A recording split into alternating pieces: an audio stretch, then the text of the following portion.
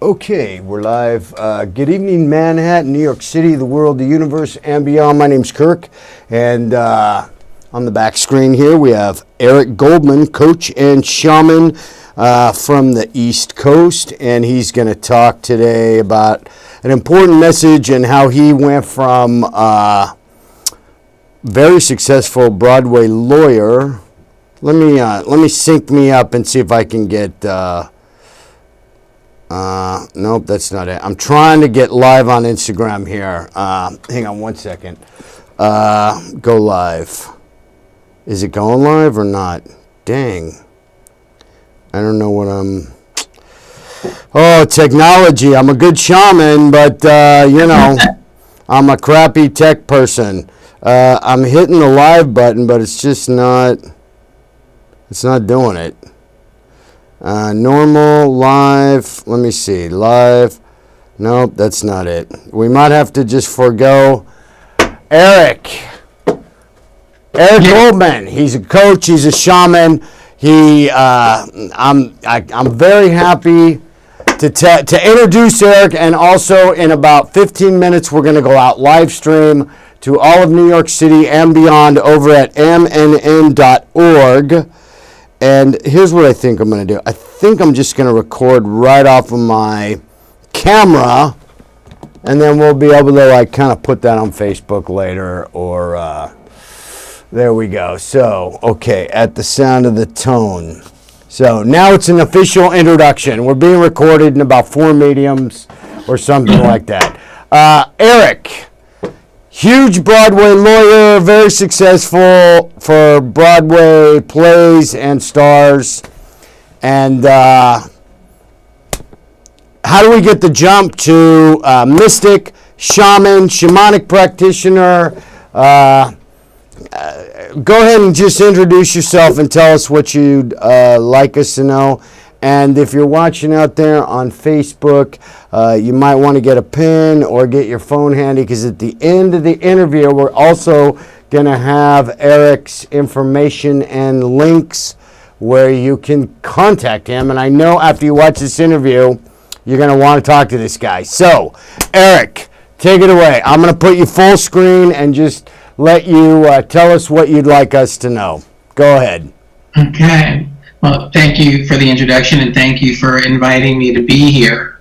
I always introduce myself with a story. When I was a much younger man, I was seriously considering being a Buddhist monk. And I was researching what the life of a Buddhist monk is like. And I learned that a monk will wake up, take that monk's rice bowl and go out into the village and beg for rice. And when the day's rice had been obtained, the monk will then go back to the monastery and start the work of seeking enlightenment for himself and for all of us. One day I had this realization that system requires at least 2 kinds of people. It requires people who were looking for rice, and it requires people who have rice. And in that moment I realized, in this incarnation at least, I am a rice giver, not a rice seeker. So the challenge for me became, how do I achieve material success while remaining mindful that my material activity was part of a greater whole? How do you be a businessman and still contribute to the enlightenment of everyone around you? And I've walked a number of different paths in pursuit of that. My work right now is focused on 2 things.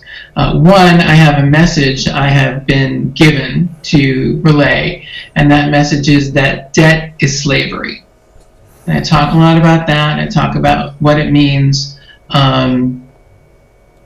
That's just a bit of prophesying that I do. Another thing that I do is I do a lot of coaching with people in the healing community who are starting businesses.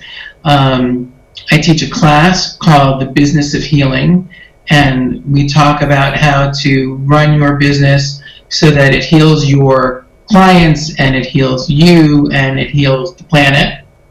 And we also talk about in a course called Make Integrity Your Personal Brand. And that talks about aligning your personal values with your business values and your public image so that you are attracting the type of people who want to work with you. And again, you're doing business in a healthy and productive way. Okay. Yep, go on. That's it. All right, maintaining your integrity. So I'm going to, just give me 1 second. I'm going to try and start a live feed on my phone on the Facebook. So I'm not totally tech savvy, but we're just going to try and cover as many portals as we can possibly do. So let's see. Okay, start live video. So let's just try that and see what happens. If you get kicked off, okay, well, it went live. So, okay, hi everybody on Facebook. If you just tuned in, we're interviewing Eric Goldman, and he's on Facebook. And he's a coach and a shaman, and we're going to get ready to go live to all of New York City, as well as mnn.org, Channel 3, the Spirit Channel. And so we already been talking to Eric, and Eric says he was thinking about becoming a Buddhist monk, and he told the story about the rice giver, and what did you say? The rice giver and the rice...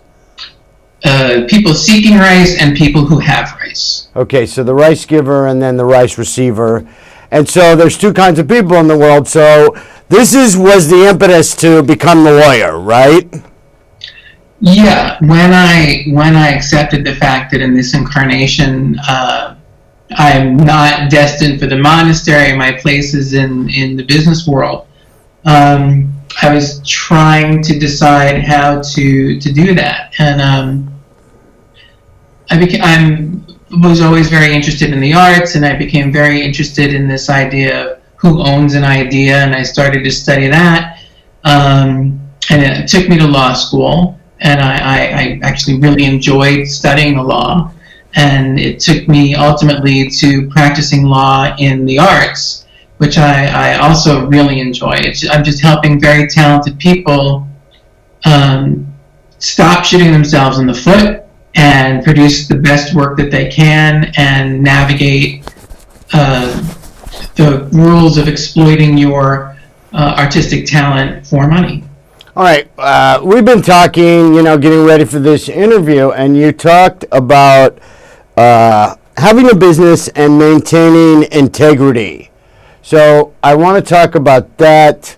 So as a coach and a shaman, that is at the front of your mind. And Eric's other message, it's a channeled message. It's a message from your heart. It's a message from the universe. The debt is slavery. And so what are we going to do? Are you going to give classes? Are you going to write a book? Are you going to get people out of debt? How do we do that? How do we get that message out for you?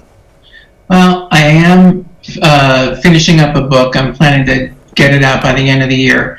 And it's actually based in the spiritual tradition in which I was raised, which is Judaism.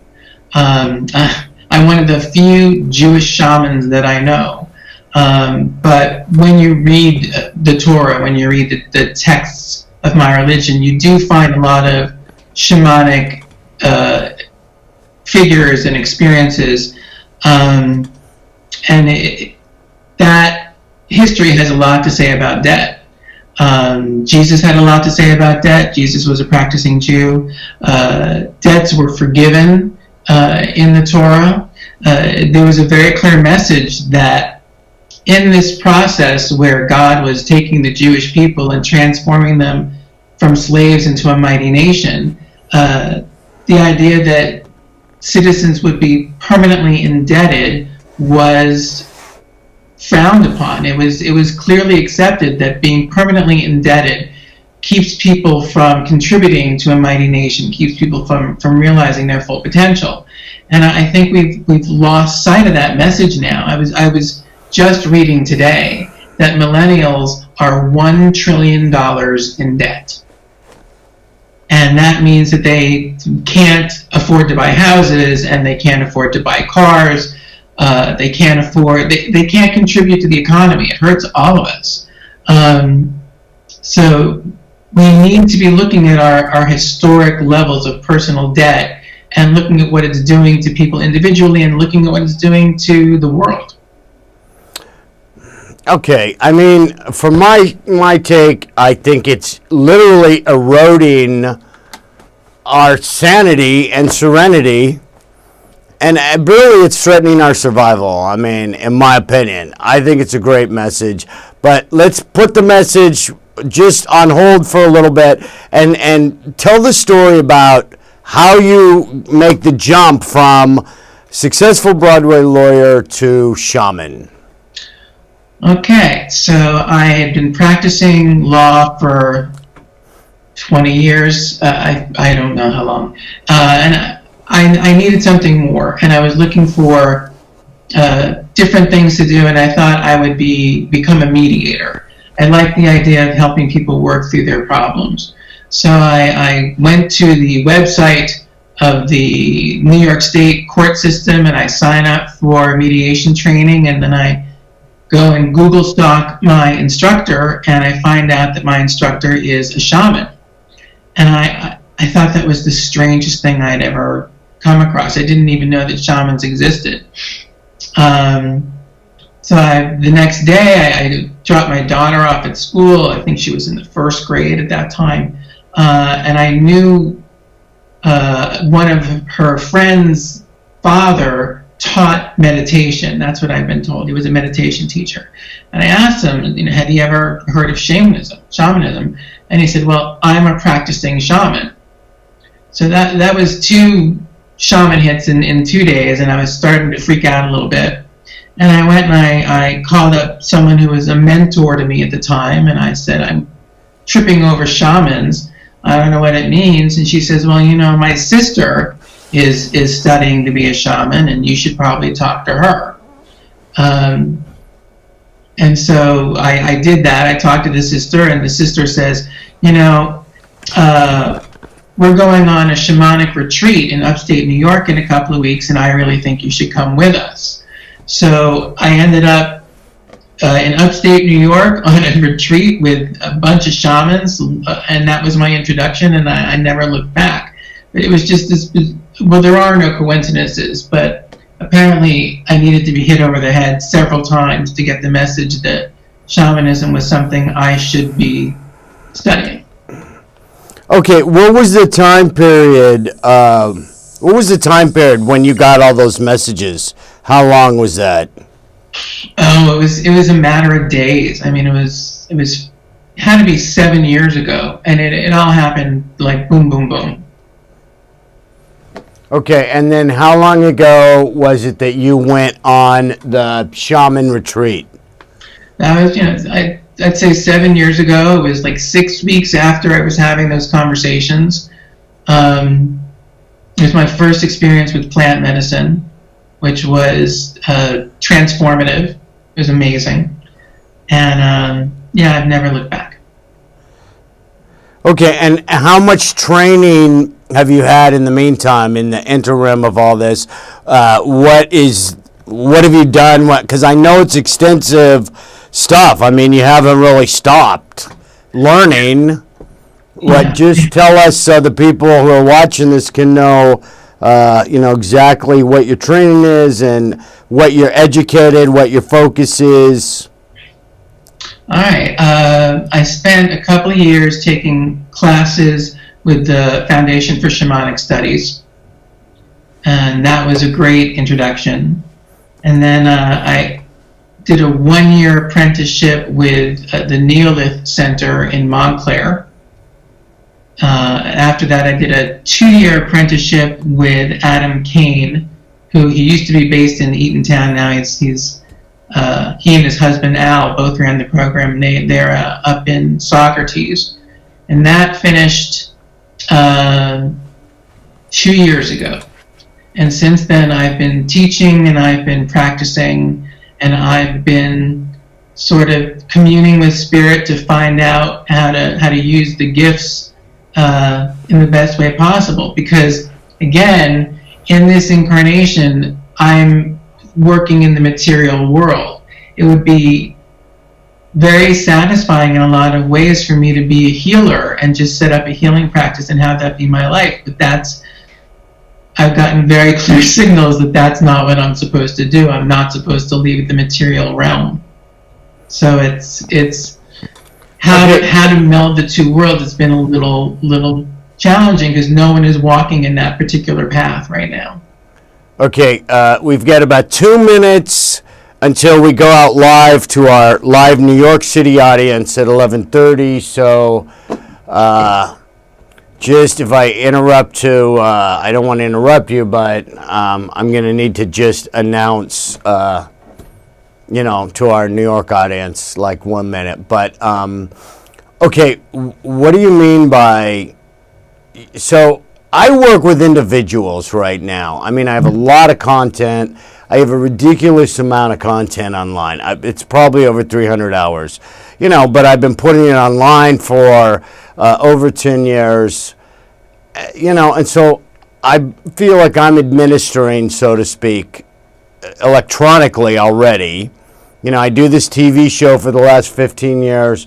And then if somebody, wants, I have a website at kirkspiritual.com. So if somebody wants to find me, I have regular donations and I work and I offer specific things, coaching, shamanic healing, and then just a general spiritual healing.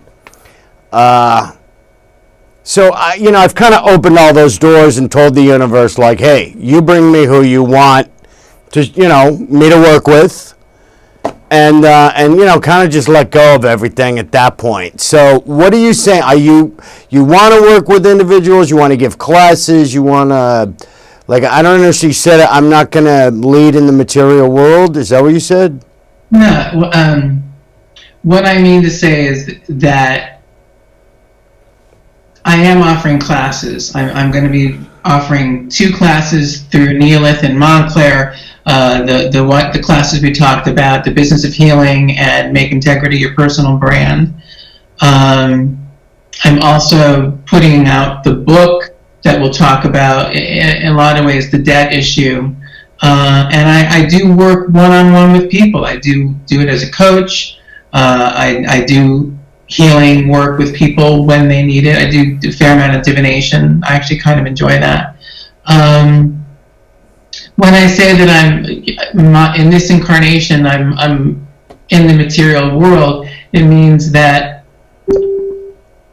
I would very much like to be in a monastery. I'd very much like to be secluded someplace and be a selfless, full-time, dedicated healer. I see what you're saying.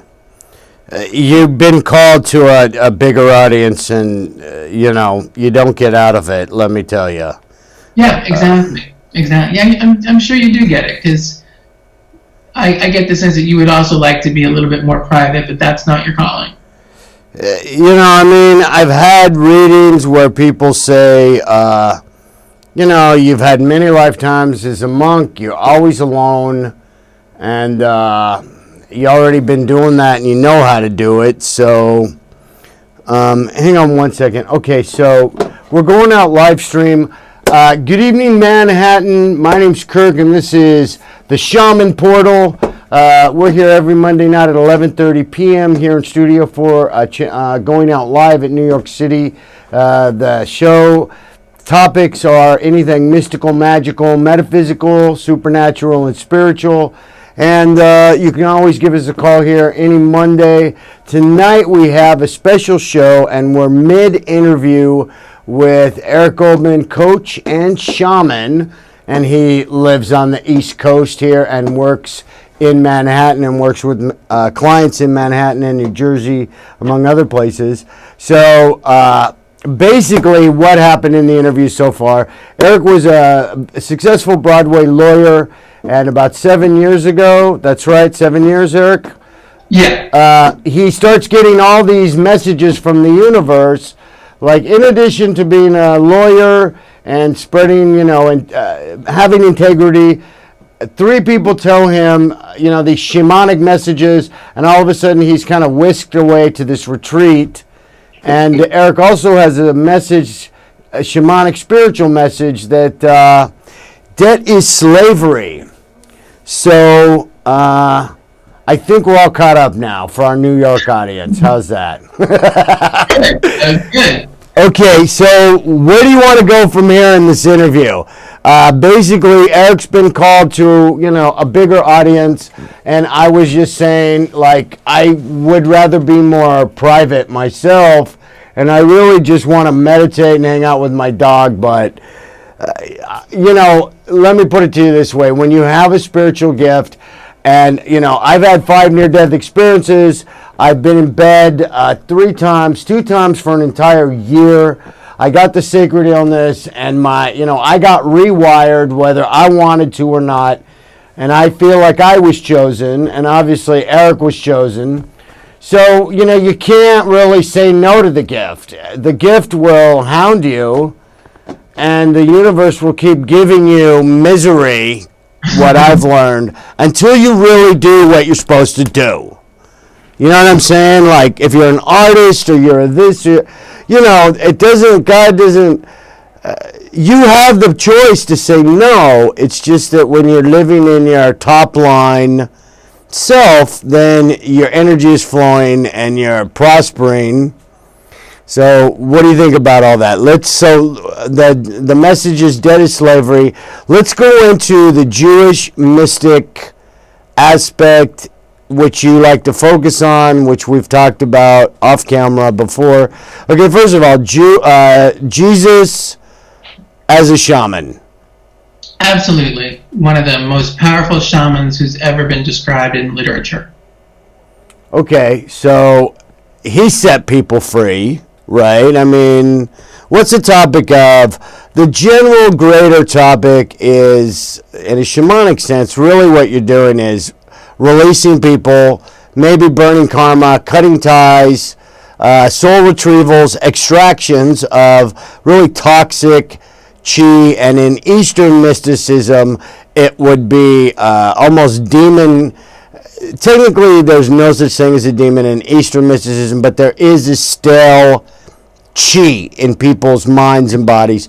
That would be a shamanic extraction. And so you do all of the above. So let's go to, topics. Jesus as the shaman, the Kabbalah, the Tree of Life. Where were we when we were talking the other night? I mean, it's something you really wanted to underline. I'm going to give you full screen. Go ahead and just go ahead and talk ad hoc. What's on your mind? All right. Well, my Judaism and my shamanism are very much intertwined. I have become fascinated with the indigenous roots of my religion. The religion that we practice today is very different from the religion that was practiced in Israel before the Romans removed all the Jews from Israel in what we call the diaspora. In Israel, the religion was quite shamanic in origin.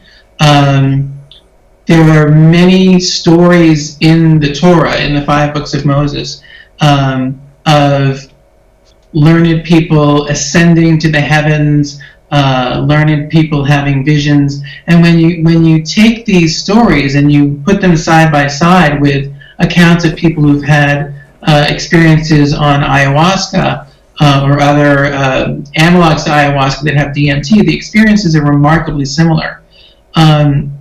One of the things that happened through the course of the Middle Ages is that Judaism was scrubbed of a lot of this information, a lot of these references.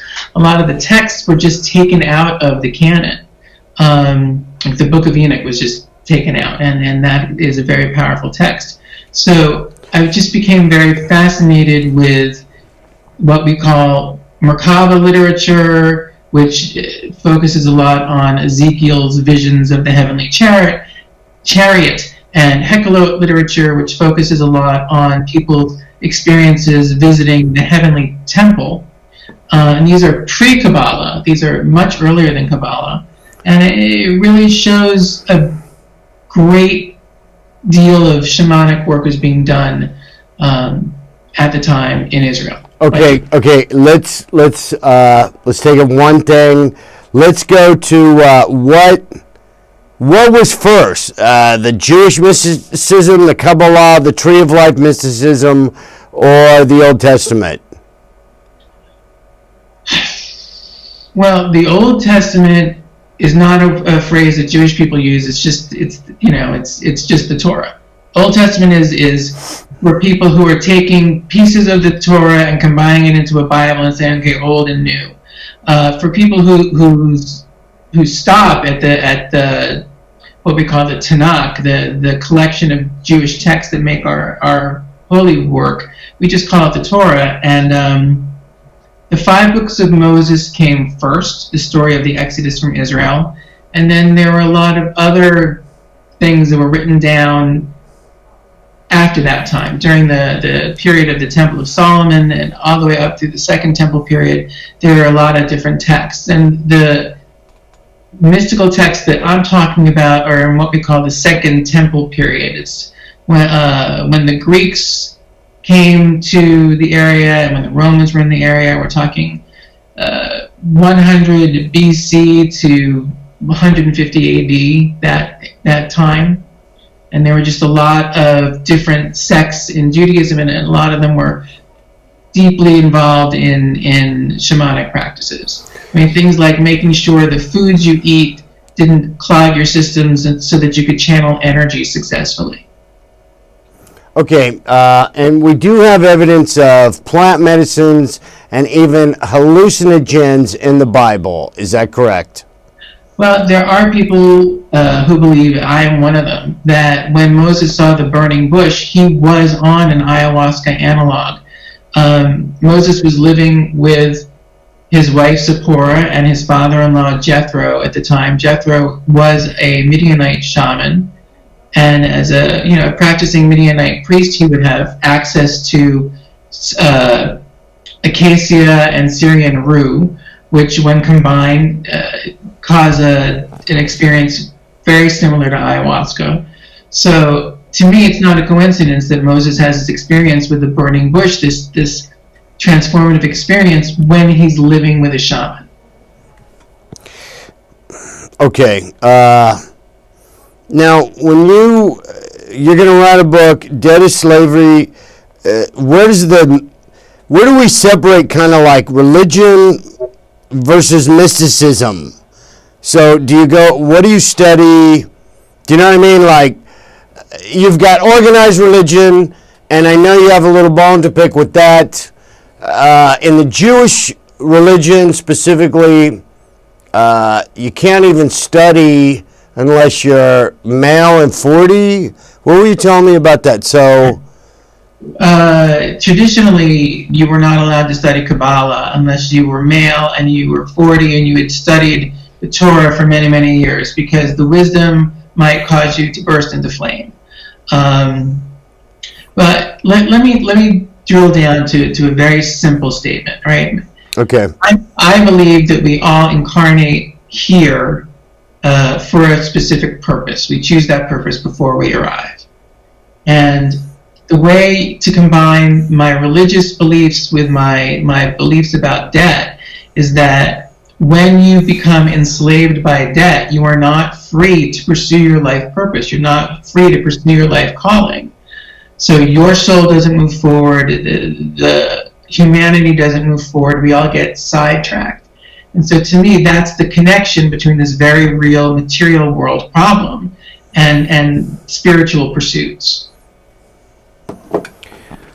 Okay.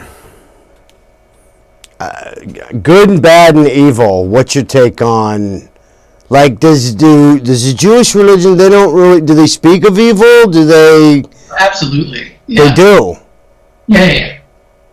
Okay, like in the Christian canon and in the Christian Bible, I mean, whatever translation and whatever branch, it's kind of like, it's, you're in sin, you're never going to get out.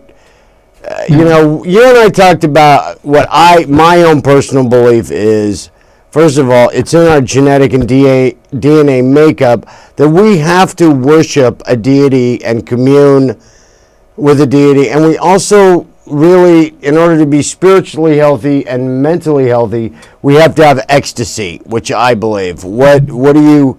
So how do we get to this, like, hey, we're in debt, we're in sin, everybody's a sinner, we're all going to hell.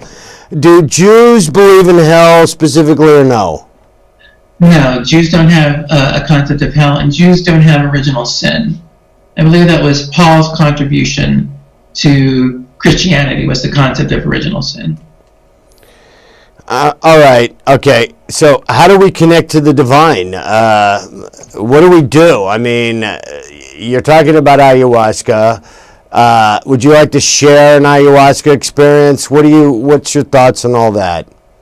I've worked with a couple of plant medicines. I've worked with ayahuasca. I've worked with San Pedro. I've worked with psilocybin. And, they all were very helpful to me in helping me peel back the layers, peel back the curtain separating me from the spiritual world, and it was very powerful. I remember my first time on ayahuasca, everything was a geometric shape. People, trees, everything in the world was a geometric shape, and I just became aware that there are these laws governing everything. Everything is everything else, and it's hard to explain. But okay, wait a minute. You're saying, basically, this is what I try to tell my clients. Divine intelligence is everywhere, and that's how divine and spiritual intelligence. But what you're saying is there is a grid.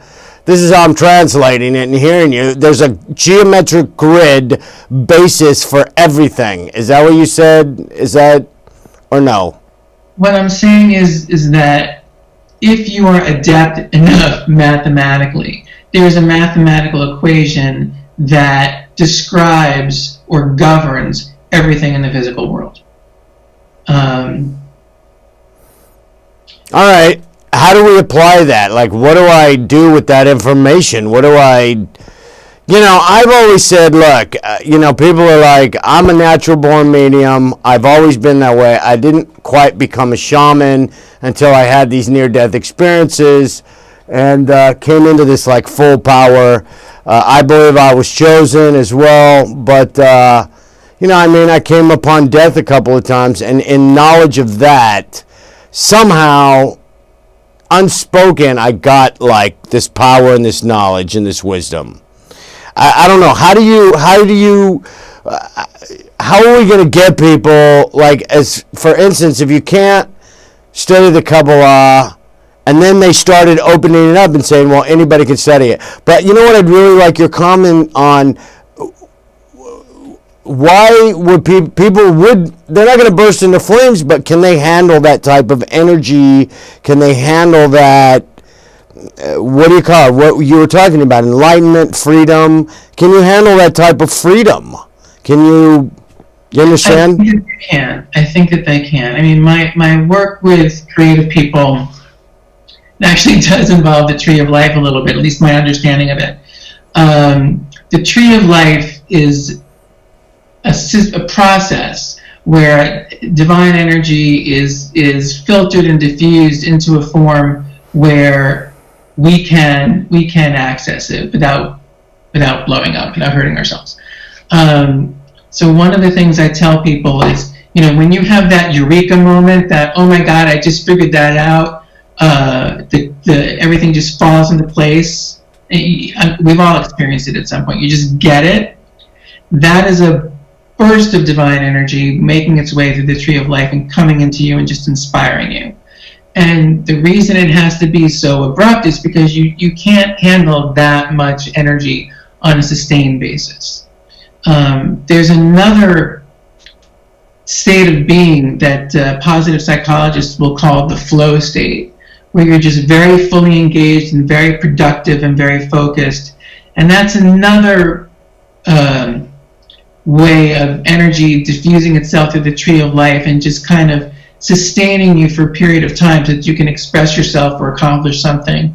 And people do all kinds of things in the flow state. You can ski in the flow state, rock climb in the flow state, write in the flow state.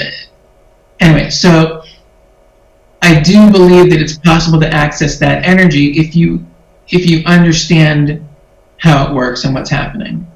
All right. I tell my clients, and this is true for me, and it's germane to me, I mean, I don't know if I've ever even been in my body, you know what I mean? Like, I was knocked out of my body so many times.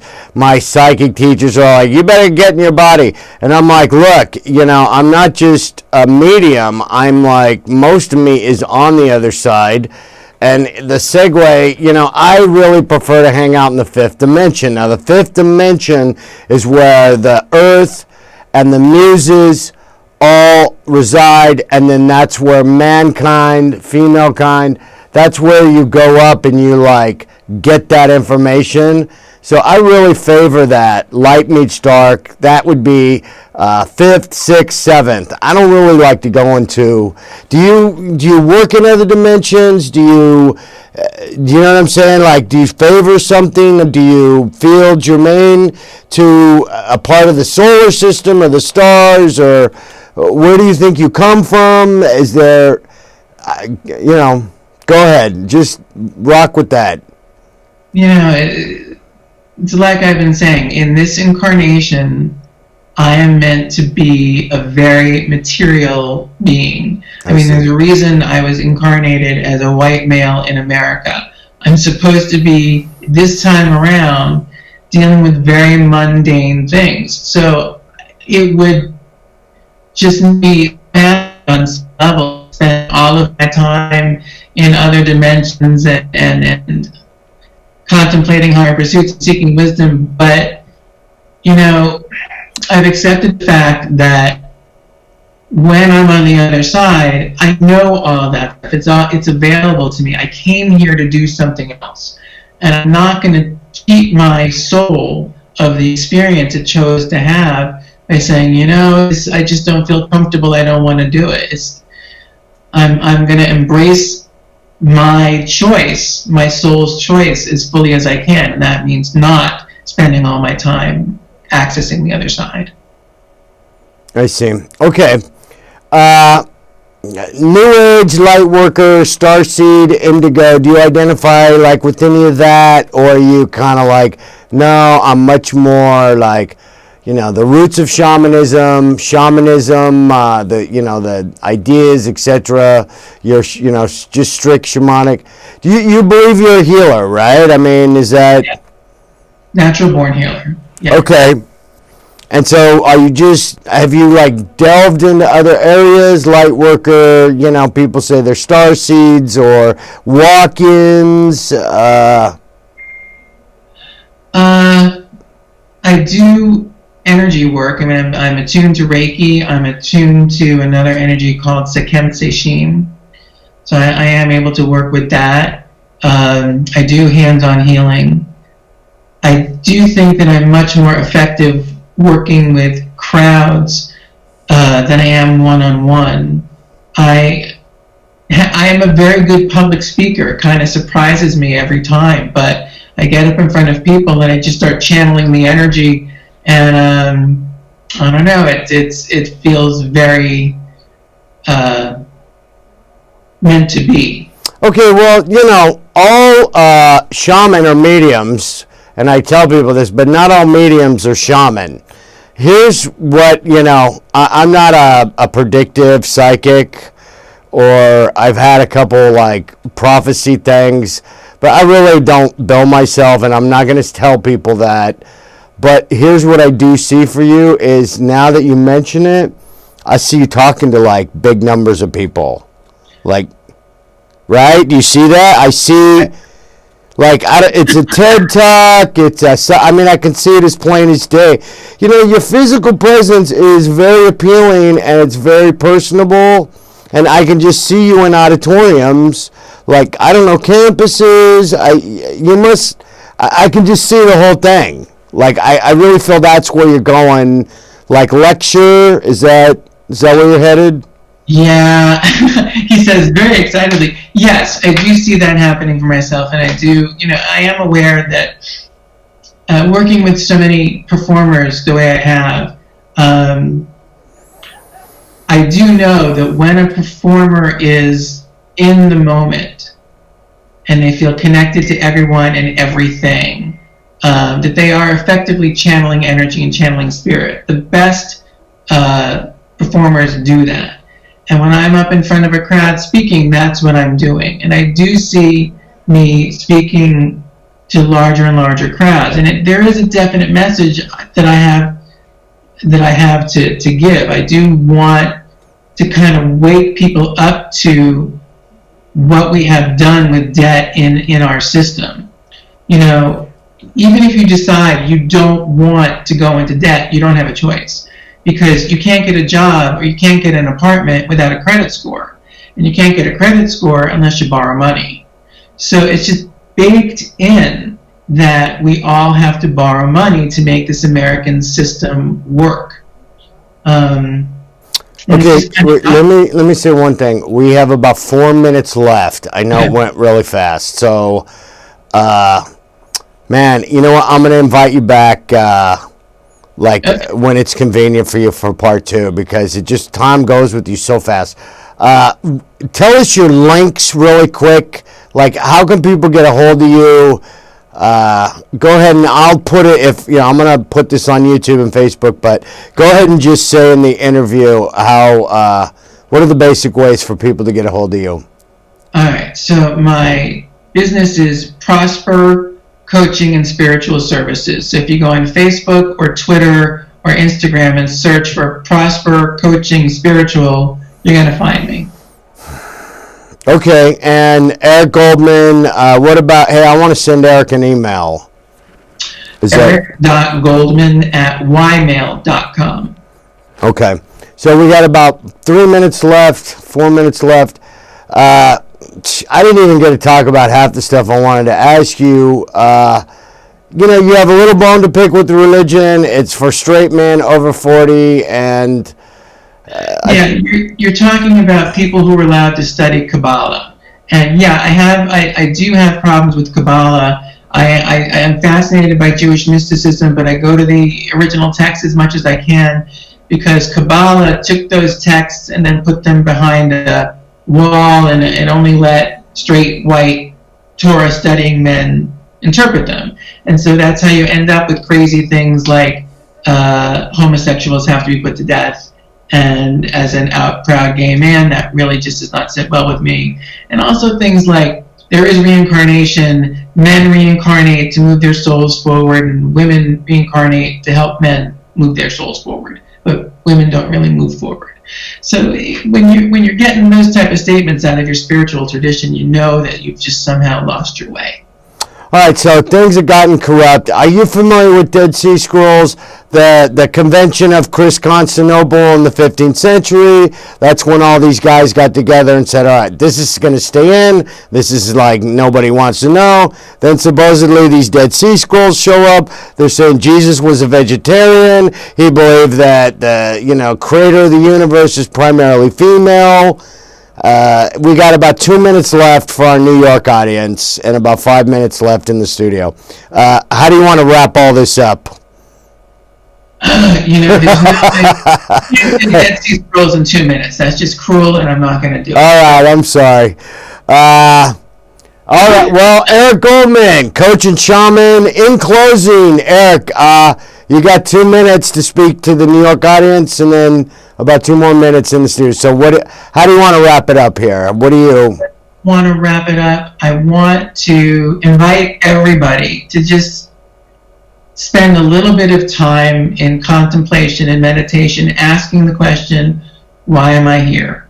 Right? And you're not here to wonder what's really going on between Gaga and Bradley Cooper. Right? You're really here for a divine purpose, and it feels good to pursue that purpose. So if there's whatever it is that's getting in your way, however you're stuck, find a way to get past it. And if you can't get past it, there are people like Kirk, there are people like me who can help you get unstuck and move forward.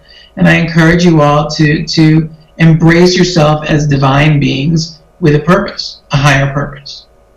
You think, like, basically, the core essence of shamanism is to return the person's divine self, or like restore their light, restore their, when you do a soul retrieval, I just tell people, I'm going to turn your pilot light back on. Somebody blew it out. It's like that simple. Basically, you know what I mean? It's kind of like, that's what we do, right? Yeah, I just had a soul retrieval done on me Thursday. Wow. People ask me for that, and like a lot of times Spirit says, I put it in their city, but don't, like, it has to be reintegrated very slowly. So I tell them, look, I'm going to set it in your city somewhere when you're ready, because it's a little jarring, right? Well, this was something I was ready for, but there's another technique called soul calling, where you invite the remnant to come back, and if it doesn't feel it's ready, it won't. But it knows that the invitation is there, and if it chooses to, it can come back at any time. Okay. So that's it for our New York audience. I'd like to say thank you for watching. We're here every Monday night with more spiritual, supernatural, and mystical, magical topics. And Studio 4 is going to be closing up. Eric, is there anything else I'd just like to say from the bottom of my heart? It's really been my pleasure talking to you and learning more about your journey. And, I feel really enriched by, just talking to you in the last couple of weeks. And I want you to come back, in a couple months, see what's going on with you. How's the book doing? Okay. That's good. There's some accountability. I have to have something to say about that book now, don't I? You got to, I'm going to, it's either, I tell my coaching clients, it's either a pat on the back or a kick in the ass, and whichever one you need. So there we go. Eric, would you like to say anything else? Because we need to get out of Studio 4, and Namaste, Shakti, Namaste, Shaman brother, and that's about it. What is that? That's it. Shalom. Shalom, Shana Tova. Is that the right thing to say? Can you say Shana Tova? That's Happy New Year. Oh. Okay. I don't think I want to say that. Okay. Shalom, Shakti, Namaste. Eric, thank you for being here. This officially concludes our interview, and I'm going to cut this tape, and then thank you for watching, and thank you for being here, Eric. Thank you.